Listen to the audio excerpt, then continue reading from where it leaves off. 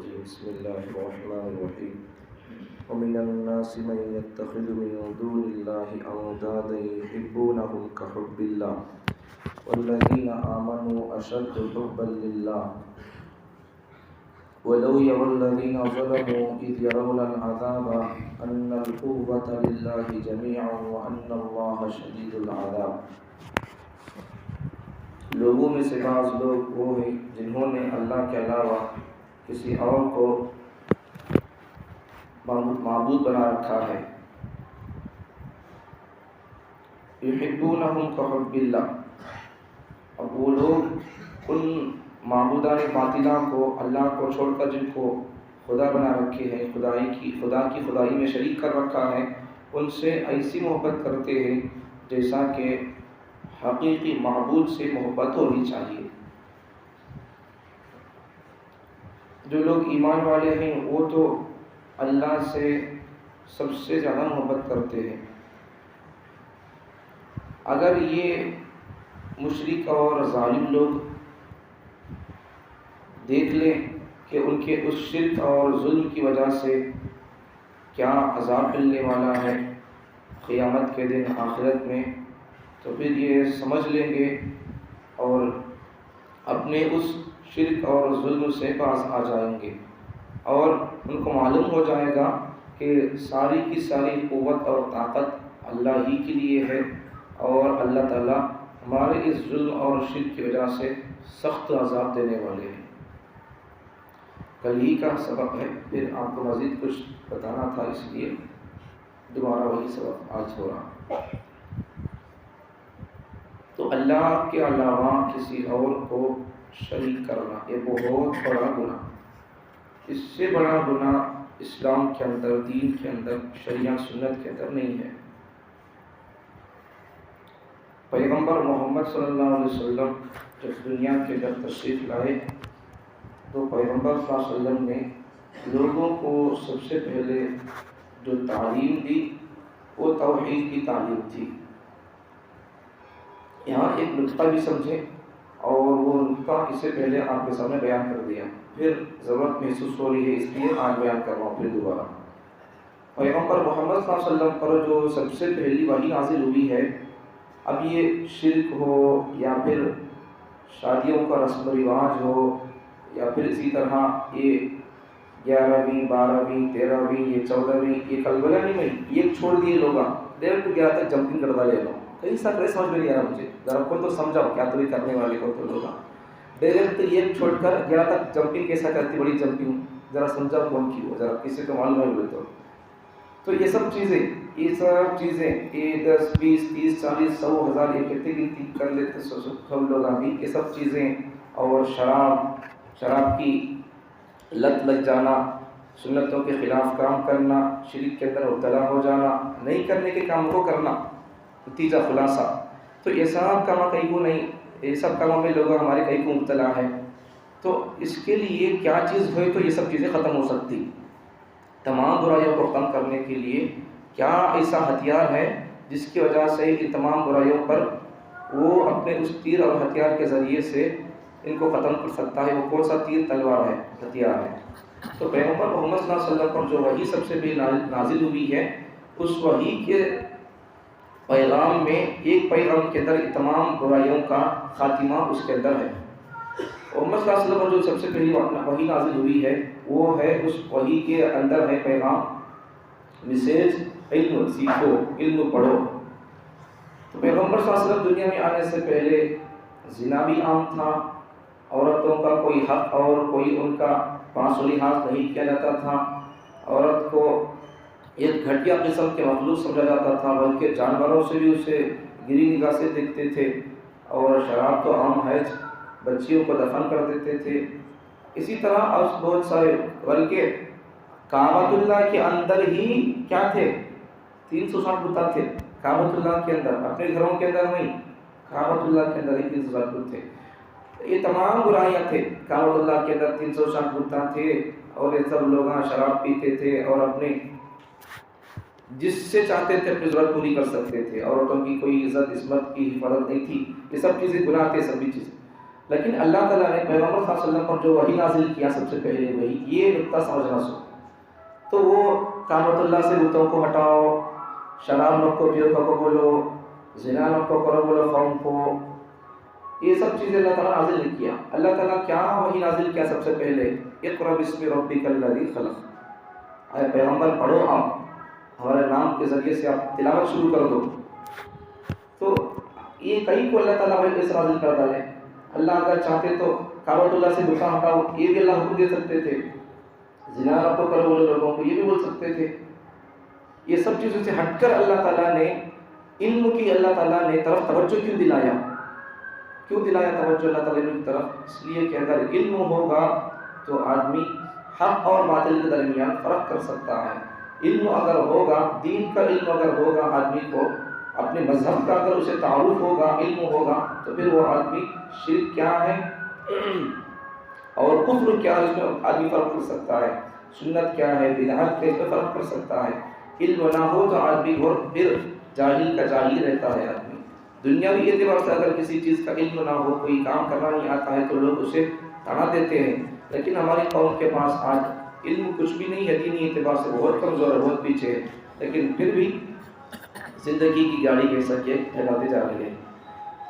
تو وہی نقطہ سمجھنے والی بات کہ اگر دین کا علم آ جائے گا تو پھر آدمی صحیح اپنے مذہب اور اپنے پیغمبر محمد صلی اللہ علیہ وسلم کے طریقے پر جم کر رہ سکتا ہے۔ یہ بدعات، رسم و رواجوں کا، تمام برائیوں کا خاتمہ اگر ہونا ہے تو اس کے لیے علم ہونا پڑے گا، علم کے بغیر بہت مشکل ہے اس کا خاتمہ۔ تو یہ نقطہ سمجھنا چاہیے تھا، اسے ذہن میں رکھیں۔ تو علم سیکھو، قرآن کا علم کو آپ حاصل کرو، اپنے بچوں کو بھی قرآن کا علم سکھاؤ۔ آج بہت سارے لوگ علم سیکھو بول کر بولے تو میری عمر کہاں ہے مولانا، میری عمر بہت ہو گئی ہے، کہاں سیکھ سکتا ہوں، کہاں ہوتا آپ بولو۔ ارے بھائی میں مدرسے میں جا کر عالم بن بول کر کہاں بول رہا ہوں میں بھی۔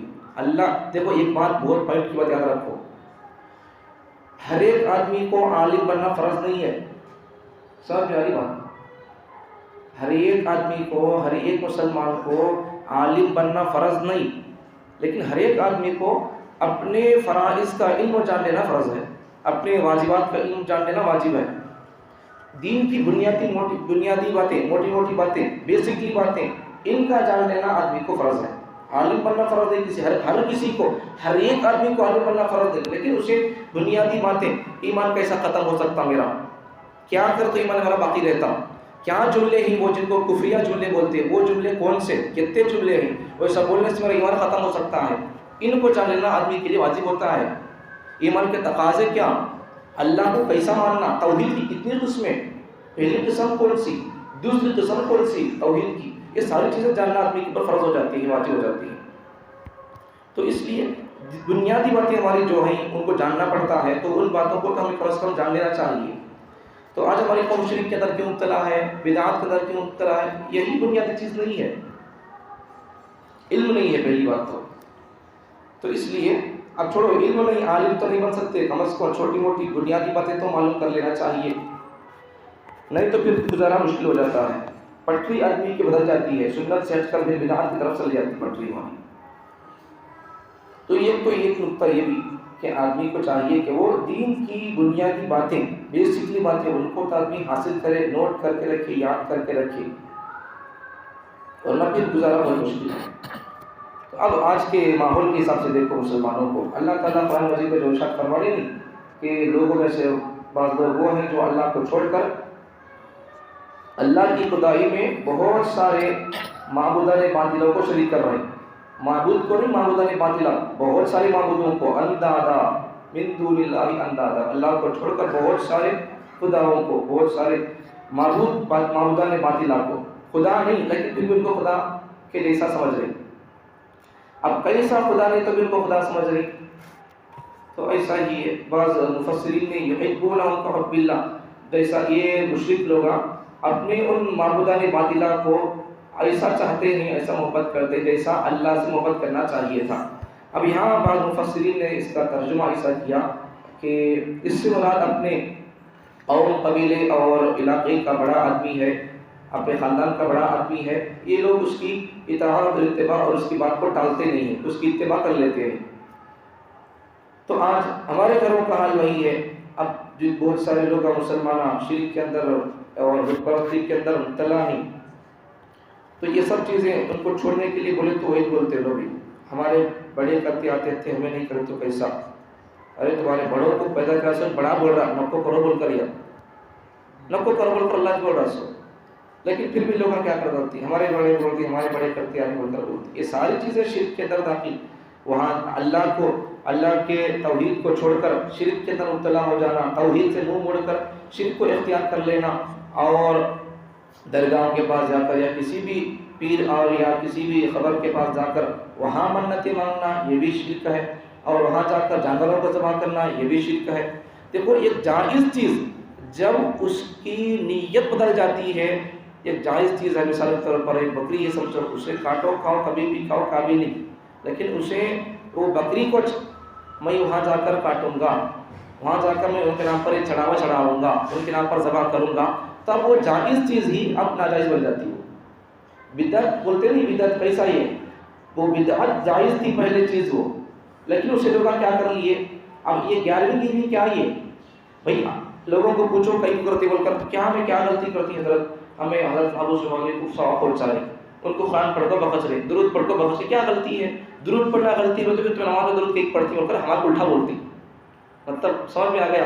تو بتاؤ میں آپ کو کیا سمجھانا چاہ رہا ہے, میں تمہارے سے بڑا عالم سمجھانا چاہ رہا ہے, تمہیں 8-10 سال پہلے کو بیکار ہے, دیکھو میں تمہارے کو جواب کیسے دے رہا ہوں, تمہاری عقل کھو جا رہی ہے. تو نماز اگر درود پڑھنا اگر غلط ہے تو نماز میں درود بھی نہیں پڑھنا, تمہیں پڑھو رکھو, ایسے بول رہا ہے. تو بھائی ہمیں کب بولے نا درود کو پڑھو بول کر, درود پڑھ سکتے ہیں پڑھو, کوئی انکار نہیں اس سے. مردوں کو ثواب پہنچا سکتے ہیں, پہنچانا چاہیے, ان کا احسان ہمارے اوپر ہے, پہنچاؤ.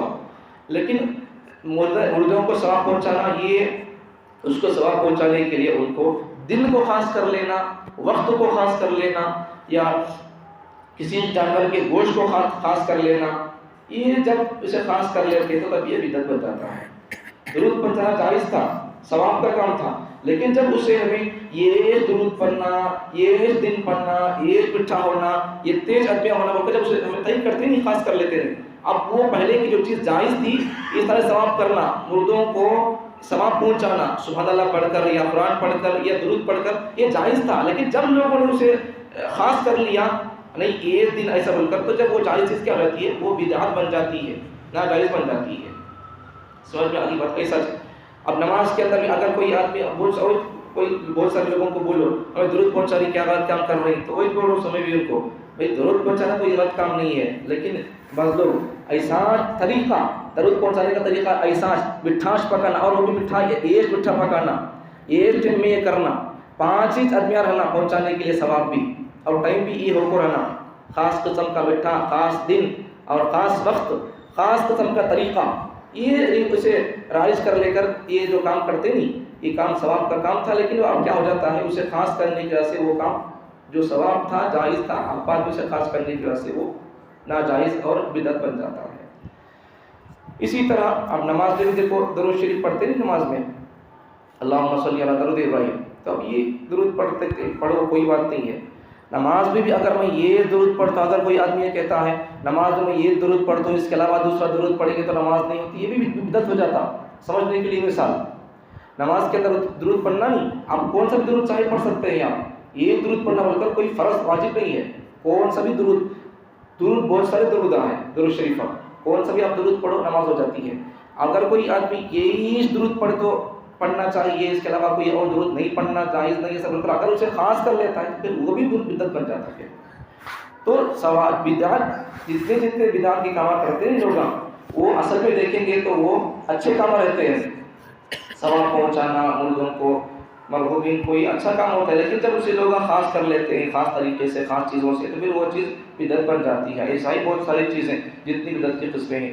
تو پھر اگر کوئی اپنے بچے کو بال نکالنا چاہتا ہے تو اس کے لیے کسی ولی کی قبر کے پاس جا کر ہی بال نکلتے کیا, یہاں حجام کے پاس جا کر یا حجام کو گھر کے پاس بلا کر 100 روپے دے کر بال نہیں نکلتے کے بال, یہ ساری چیزیں بدعت ہیں. بال نکالنا کوئی ناجائز کام نہیں ہے, جائز کام ہے, نکالنا چاہیے. اب اسے نکالنے کے لیے جب لوگ شرط لگا لیتے ہیں وہاں جا کر نکلا, وہ بدعت ہو گیا. سمجھ جاری بات.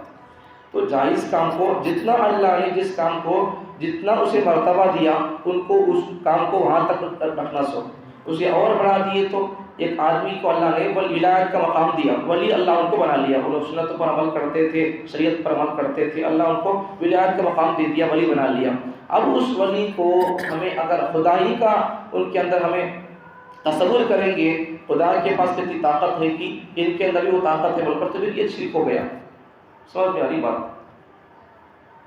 تو اس لیے توحید پر آ جانا آدمیوں کو چاہیے کہ وہ توحید پر آ جائیں، شرک سے بچ کر رہنا، شرک سے۔ اب یہ ولیوں کے پاس جا کر یہ سب چیزیں کرتے نہیں، یہ ولیوں کو بھی ہمیں کیا کر دینی، خدا کا مرتبہ دے کر توحید فی صفات کے اندر ہمیں ان کو داخل کر دینی۔ مطلب کیا توحید فی صفات؟ کیا کہ جیسا اللہ کے پاس طاقت ہے، بچے دینے کی طاقت ہے اللہ تعالیٰ کے پاس، مشکلوں کو حل کرنے کے اللہ کے پاس طاقت ہے، ہمارے گھر کے اندر بچوں کے رشتے نہیں لگ رہی تو اللہ کے پاس جو طاقت ہے وہ طاقت بالکل وہی طاقت، بچے دینے کی طاقت، رشتے لگانے کی طاقت، یا پھر قرضوں کو ادائیگی کی طاقت اس ولی کے پاس بھی ہے۔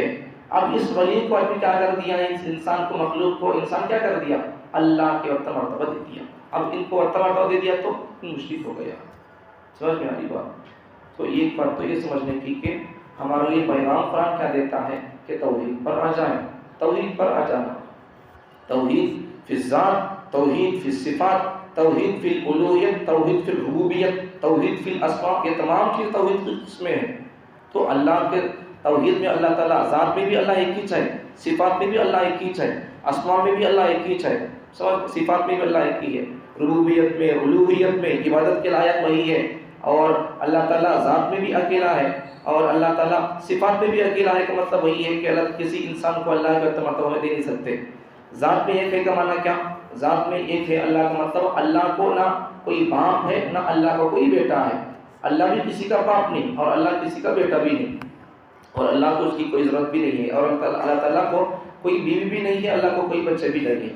تو یہ تمام چیزیں توحید کی باتیں ہیں، اس لیے توحید پر آ جاؤ، توحید پر جم کر رہو، اپنے گھروں کے اندر کی تمام تر خرافات، بدعات اور شرک کے تمام تر کاموں کو چھوڑ دو، ورنہ پھر آدمی نماز بھی پڑھتا رہتا ہے اور پھر دیگر کام بھی آدمی کرتا رہتا ہے، لیکن حقیقت کے اعتبار سے اگر دیکھیں گے تو پھر دنیا کی نگاہوں میں تو وہ انسانوں کی نگاہوں میں، مسلمانوں کی نگاہوں میں مسلمان رہتا ہے، لیکن خدا کی فہرست میں اس کا نام مسلمانوں سے کب کی کٹ گیا رہتا۔ تو اس لیے توحید پر ابھی جم کر رہنا۔ اسلام کے اندر سب سے پہلا جو درجہ ہے نہیں، سب سے پہلا بنیادی وہ توحید کا درجہ ہے، اس کے بعد دوسری نماز عبادت کا درجہ، عبادات، معاملات، معاشرت، یہ جتنی چیزیں ہیں یہ سب چیزیں بعد کی، لیکن پہلی چیزیں وہ اعتقادات، عقائد میں بھی سب سے پہلا بنیادی درجہ، پہلا نمبر توحید کا ہے۔ توحید ہو تو پھر ساری چیزیں قبول، توحید نہ ہو تو پھر ساری چیزوں میں سے ایک چیز بھی سر سے ایک بالش بھی اوپر نہیں جاتی۔ آخری بات بول کر بات ختم۔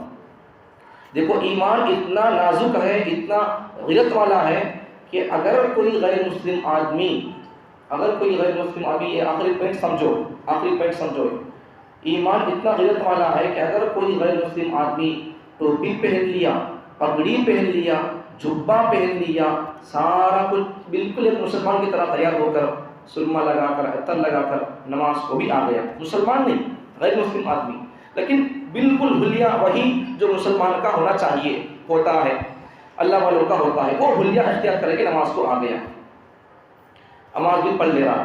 کبھی کبھار بہت سارے غیر مسلم لوگ رمضان میں ہمارے ساتھ رہ کر روزہ بھی رکھ لیتے، بہت سارے دیگر کام بھی کر لیتے، لیکن دنیا والوں کی نگاہ میں تو وہ سمجھا جائے گا کہ مسلمانوں کی شکل اختیار کر لیا ابھی بول کر، لیکن اللہ کی نگاہ میں مسلمان نہیں ہوئی۔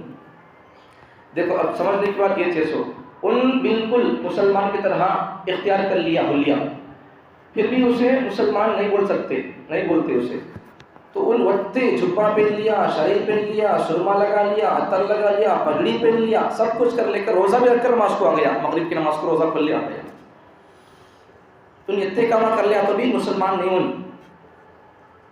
لیکن مسلمان آدمی اگر کسی غیروں کے کسی طریقے کو اپنانا تو دور کی بات ہے، اگر غیروں کے طریقے کو پسند بھی کرتا ہے تب بھی وہ آدمی ایمان سے باہر ہو جاتا ہے۔ اختیار کرنا دور کی بات، غیروں کے طریقوں کو اختیار کرنا دور کی بات ہے، غیروں کے طریقے کو پسند بھی کرتا ہے تب بھی وہ آدمی ایمان سے باہر ہو جاتا ہے۔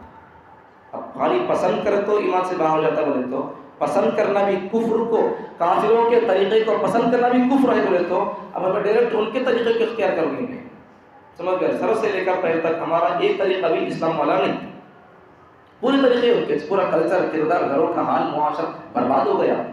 ابھی یہ ساری چیزیں کہیں کیا ہے بول رہی ہے، بس قیامت کا ہمیں انتظام کرنے سو اللہ تعالیٰ جلد دجال کو بھیجنے والا ہے، دجال بھی آنے والا ہے، حضرت عیسیٰ اور مہدی بھی آنے والے ہیں، یہ تمام چیزیں میں کیا کر رہی گھروں کے اندر قیامت کی علامتوں کو پورا کرنے سو، سمجھ میں آ گئی؟ اس لیے قیامت کی علامت نہیں بننا، توحید پر آ جانا، رسم و رواج سے، شرک اور خرافات سے، بدعات سے ایک دم بچ کر رہنا آدمی کو۔